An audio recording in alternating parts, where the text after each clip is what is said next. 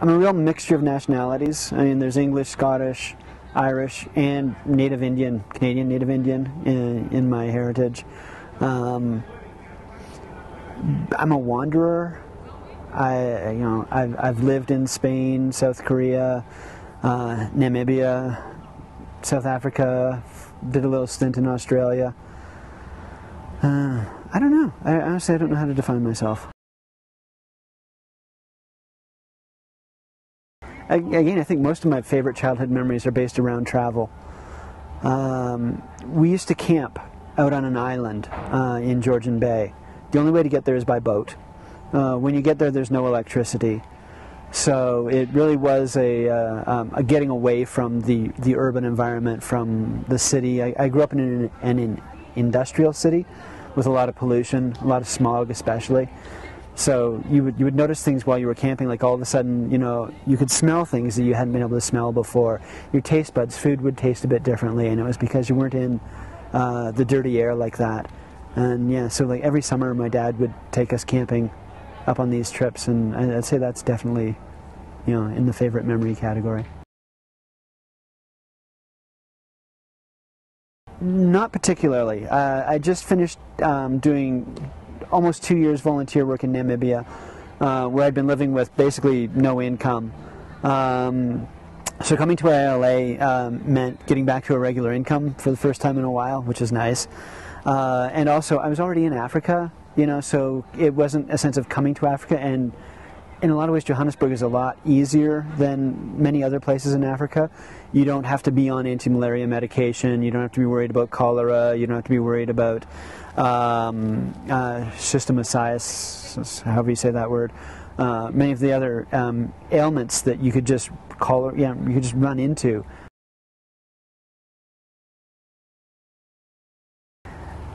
Friendships are always a big thing, and it's one thing that I hope the students understand, is that the teachers and the staff, we do actually value you as friends, not just as students at the school. Other things that I would take away from the ALA experience, I've certainly learned a lot about how charities work, especially international charities. And that's something that I've thought about. I have a number of friends who, after doing volunteer work in different countries, have thought, I want to start a charity, and I actually think I now know more than they do about how to do that, so I can see myself, I'm already kind of consulting with a couple of them, helping them kind of get their feet on the ground, and maybe that's a path that I'm going to follow some years in the future.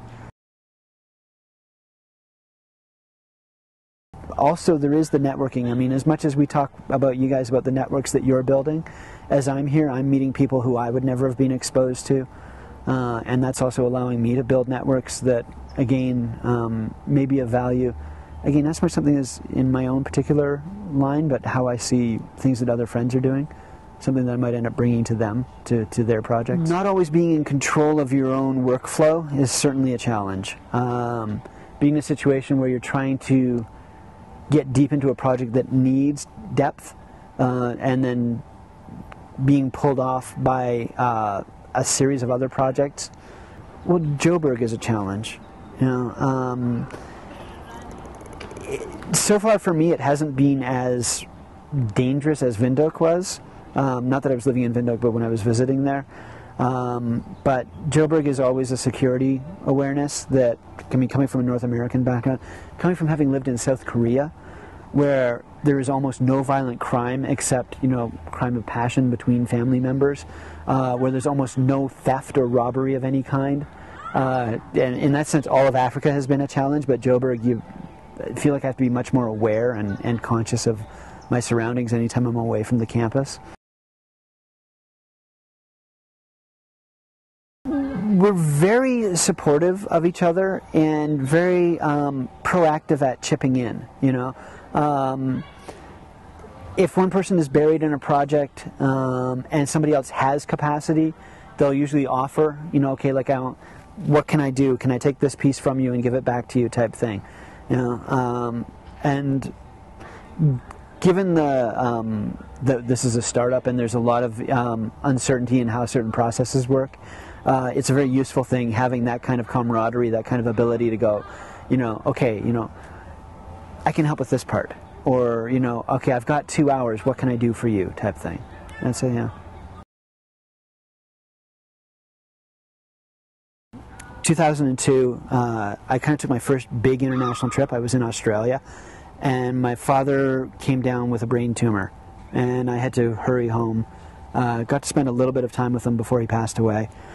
But the way that changed me was it put me on the course that's actually brought me here. One of the last conversations that he and I had was he in the hospital bed and me sitting beside talking to him. And he was saying that, you know, there were so many things in his life that he had planned to do that he just didn't do. You know, and for no reason other than he just always planned it and put it off and planned it and put it off. And now he knew he was out of time, that it was never going to happen. And he said to me, you know, like, don't get to this point in your life. You know, if you plan to do something, do it. So on the basis of that, it's like, okay, well, what had I always planned to do that I hadn't done? And that was, I'd always pictured that I'd end up in Africa at some point. You know, I wouldn't be at ALA if my father hadn't passed away. I wouldn't be in Africa if my father hadn't passed away. I would still be sitting in a cubicle, working in a web development firm, complaining about my life, you know. So yeah, that would be the event that's changed me the most.